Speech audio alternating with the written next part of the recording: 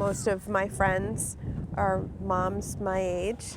Some of them might have gotten married earlier but waited a while or didn't get married until later and then had kids and went from there. I come from what would be a traditional quote-unquote family. Tracy Bernstein does have what a lot of people call a traditional family. She and her husband, Jason, are parents to 2 young boys. Red is 7 and Aaron is 4. But Tracy and Jason are 45. They started having children later in life, and their decision to do that is part of a growing trend among Americans who are waiting to start their families, often pursuing careers and financial stability first. A lot of us may not be surprised by this. We see it happening around us. And now it's solidly in the data. The number of women who have had children over the course of their lives is increasing. In fact, 86% of women ages 40 to 44 are mothers, compared to 80% about 10 years ago, according to the Pew Research Center. And that's our data point for this second episode of our American Family series, 86%. Welcome to After the Fact. For the Pew Charitable Trusts, I'm Dan LeDuc. There's a lot behind the statistics on motherhood and the decision families are making to have their children later in life. A lot has to do with a new generation of women who have education and career aspirations and opportunities that weren't available to many women before them. Medical advances are helping women have children at the end of their childbearing years. And societal attitudes are changing too. A lot of the women who have waited to have children are doing it without husbands. Motherhood is something they didn't want to give up on, even if they haven't found a life partner. We'll meet one of them in a moment. But first, we're going to start in New York City with the Bernsteins. In our last episode, which kicked off our series on the American family, we met couples who have been delaying marriage, another sign of how the American family is rapidly changing. Tracy Bernstein waited to get married, and that meant she delayed motherhood, too. Like many men and women today, Tracy focused on her career after graduating from college. She worked as a journalist, first in New York and then San Francisco. She says marriage and children were something she wanted, just down the road. Gretchen Livingston from the Pew Research Center studies families and demographics and says there's lots of women and men who think that way these days. We've asked people who are not married why that is. Of those people who still want to get married, about 7 in 10 say they just haven't found the right person yet. So, they're looking for the one, and the one hasn't appeared yet. But it's worth noting that a similar share of people say that they're not financially stable, and that's the reason that they're not married at this point. So people don't want to get married until they have all their ducks in a row, whereas in the past, people would marry young and then presumably work together to get the financial stability and buy the house. So it's interesting that both of those factors are considered important reasons that people are not married right now. Among childless Americans under 50, 61% say they are likely to have kids someday, despite taking longer than previous generations to getting around to it. I had tried online dating, but I hated all that. I hated it. I was like, this is not for me. I'm never going to meet somebody on these things, and I had given up on that. And I was like, so if I'm not going to meet somebody that way, I'm either going to meet somebody organically, or, it is important for me to have kids at some point, so I'll just do it by myself. I knew I wanted children. It was a matter of figuring out how to do it without a husband. And then Tracy met Jason. They were both 33. They were friends at first. It became more. Well, I think you're in love so many times in your life. But really and truly, we had gotten to a point in our relationship where I had to make a decision whether we were going to be together or we weren't going to be together. And I was afraid to lose him. And I didn't want to not be able to call him, and I didn't want to not be able to lean on him and have him in my life. A few years later, they were walking down the aisle.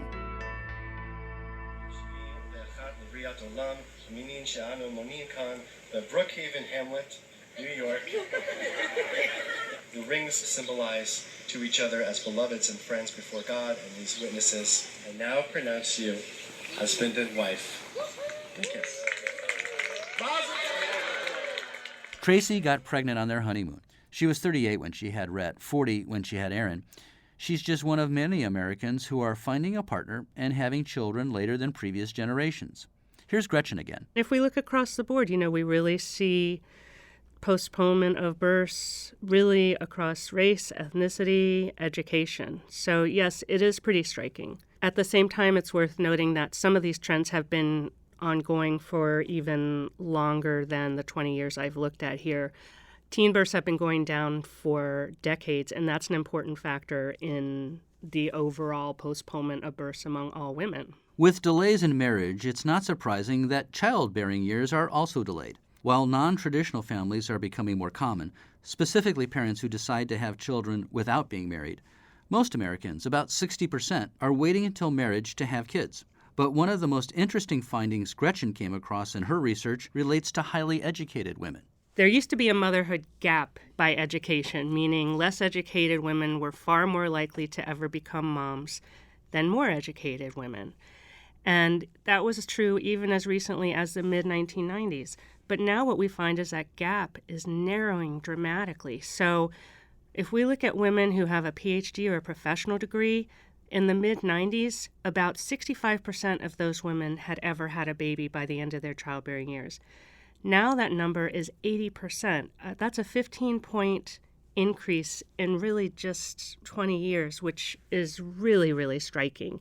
And we see a similar pattern, although slightly less dramatic, if we look at women with master's degrees or women with bachelor's degrees. The Bernsteins both work full-time jobs. Despite their busy careers, Tracy and Jason have worked out a schedule that allows them to take care of their children. Tracy commutes from work on the subway and picks up the kids from their after-school program. I get up at 4:15. I'm out the door by 5-ish. And then I work from like roughly 6 to 2. And then I get to go out, go home, and I can pick them up. And he gets home when he can. And it works. Hi! Ah! Come give me a hug. How was your day? Hey, Good. Mom. It was good? All right, let's get your stuff. Bye, guys. See you later. I knew that, once I met somebody that I did want to become a father. It was important to me to have kids and I just had that natural urge to be a father. That's Jason. My father was very sick, so he wasn't able to do a lot with me. He always would tell me, he's like, I don't know what I'm doing because I didn't have a father. Like, he lost his father when he was 14 years old. Sorry. So he was doing it by the seat of his pants. And we all are, but we don't realize it. And we do fall back onto things that we've learned from our parents without even realizing it. As Tracy prepares dinner for the family, Jason takes over helping the kids get their homework finished and spends some time with them. Tonight, they're having spaghetti. Even when we first got together, I would cook, but not like this. Yeah. Sunday I spent a big portion of the day cooking. In advance for the week. Yeah, at least one or two things. Otherwise, it's just like, How do you manage? yeah, it's just not attainable. Here's the thing: you're doing that now. You make the effort to make dinner with the family a thing, Yes. right? That's part of family life. And most of the time we get to eat as a family, which is really important to, I think, to both of us, It's clear from my brief time with the Bernsteins that they love each other and their children and feel very fortunate, especially Tracy, who was concerned that she would have a hard time conceiving at age 37. It was definitely a concern of ours that we would be able to have kids. And so I went to the doctor before we got married, and she said, well, I would recommend as soon as you're ready to start trying right away, because you're 37 and 40 is like falling off a cliff. So the closer you get to 40, the harder it is to have kids. But I had heard it from all my other friends who were my age, and a few of them had had some trouble, and it took them a bunch of tries.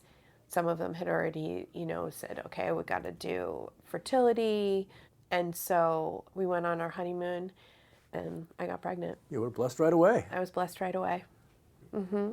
We do have some data on this, and it's interesting. If we look overall at women kind of ages 35 to 44, Here's Gretchen again. those women who are a bit older, we find that 9% of them say that they or their partner has undergone fertility treatments. The number rises to about 12% among whites and then drops to about 3% for blacks. So, it's not a huge share of the population undergoing this, but it's certainly a sizable minority. We also find that about half of college-educated adults say either they have undergone fertility treatment or they know someone who has. So certainly this is becoming much more prevalent. If you yourself haven't undergone the treatment, you have friends, relatives, other folks you work with who are undergoing some type of fertility treatment. It is becoming more common. This is great news for couples who are struggling to have children or individuals who want to conceive without a partner, like Cara Lemieux, a 39-year-old single mother of two who lives in Newtown, Connecticut. I joined her on an early weekday morning amid the hustle and bustle of getting children fed and safely on the school bus before she started her workday as a digital communications strategist. Hey, Cara. Hi. I'm Dan. Hi, Cara. Nice to meet Nice you. to meet you. Who's this? This is LJ, Hey there, LJ. and this is Izzy, Hey, Izzy. and this is Ellie. And Ellie, how are you? This is Dan. Say hi, Dan. Nice to meet you. 9 years ago, Cara was 30 and working as a TV producer in New York. Like Tracy, she put her career first. Despite long work hours, she managed to make some time for dating every now and then. Then Cara discovered she was pregnant. It was unplanned, but she had always wanted to be a mom. When I found out I was pregnant, I called my sister immediately. Mm-hmm. I remember I was panicked. I mean, absolutely panicked. She said, "We'll figure it out. Don't worry. It's okay." Right. And that's really been how all of them, my whole family, has approached my sort of non-traditional family. It's like, don't worry, we'll figure it out. And Cara is just one of many Americans who aren't following the path of the traditional American family. It's a growing trend Gretchen Livingston is seeing in her research. About 1 in 4 parents is a single parent, meaning that they're not married. And in some cases, those parents are raising their children on their own, and in some cases, they're cohabiting with someone they're not married to. Here's some data that shows how quickly the American family is changing. In 1968, only 13% of U.S. children were living with an unmarried parent. By 2017, it was 32%. That's 24 million kids. And that is Cara's life now. In fact, she's added another child, all planned, to her family. And she's learned the lessons most parents have. It's a lot of work. I feel like all I do is load and unload the dishwasher. It's like a never-ending, that and laundry. Those two things just never, ever, ever, ever stop. I don't know why your brother doesn't want to get dressed lately. Same thing why you don't. Is he comfy? I don't know. I think he likes that Elmo shirt. That's part of it. He doesn't want to take it off. Do you need to do anything else before you go to school? No, your backpack's all packed up? Okay. Get your shoes on in about 10 minutes. Okay. Parenthood and marriage are becoming two distinct things, and one doesn't always follow the other. Here's Gretchen Livingston. It really is striking just how much it has changed in just the past 20 years or so. I don't know that I'd go so far as to say it's the norm, but it's become much more accepted.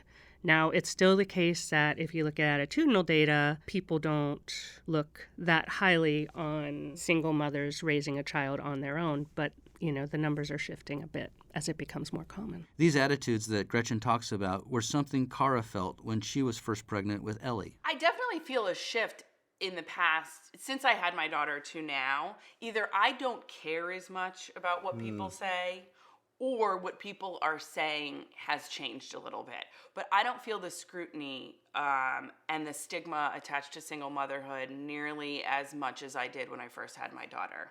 I think there's two reasons. One is, like I said, I think we're evolving. I think things have changed a lot in the past 8 years.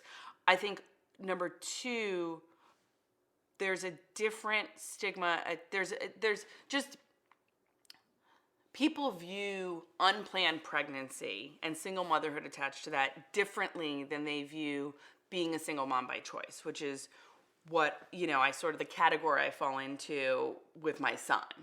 Right.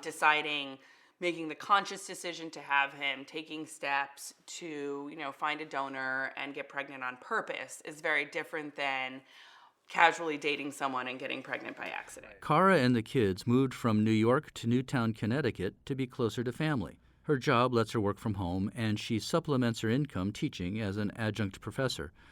And while she's open to finding a partner and marriage, she hasn't found anyone. Really, the reason I decided to have my son on my own is because I hadn't met the right person. And I hope somewhere in there I find somebody to hang out with and to pour me a glass of wine at the end of the day. But it's not, at least not by my definition, it's not vital to being happy. And while the reality is that most parents are married, there's a growing number of women who are having children on their own because they've decided marriage isn't essential to their family life. I asked Gretchen to explain her findings about this. There were a number of interesting findings. On the one hand, I think everyone is well aware of the fact that births outside of marriage are becoming much more common, and we know about 4 in 10 births are actually occurring to women who aren't married now. But something I looked at in my research was, okay, among these women who are at the end of their childbearing years, what share of these women have had a baby but have never married? So in the mid-90s, that number was about 31%. So 31% of women had a baby but had never married. Now that number is 55%. So 55% of never married women have had a baby. Despite these changing family norms, there's one undeniable fact. Raising kids is expensive, whether there's 2 parents or just one. So childcare is the biggest financial burden that I have right now, and that's no different from a 2-parent family. I currently have an au pair that lives with us, which is great because it affords me some flexibility, but the cost of an au pair is not cheap. I think it's probably comparable to in-state university, like UConn tuition, and that's a lot of money. And frankly, I'm stretched very thin right now. I know that once my son starts kindergarten, I know that the expenses that I'm paying for childcare will pass, and then things won't be nearly as tight. The $20,000 a year approximately that I'm paying for the au pair, and we're going to step down from that cost a little bit when he starts daycare, and it'll be around $14,000 a year, which is still, like, when you say it out loud, it's like so much money.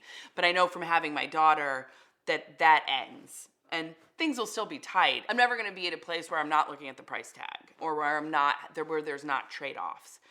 But the trade-offs are, we're not going to go out to dinner tonight so that we can go to the carnival this weekend. It's not over, really things that are vital to survival.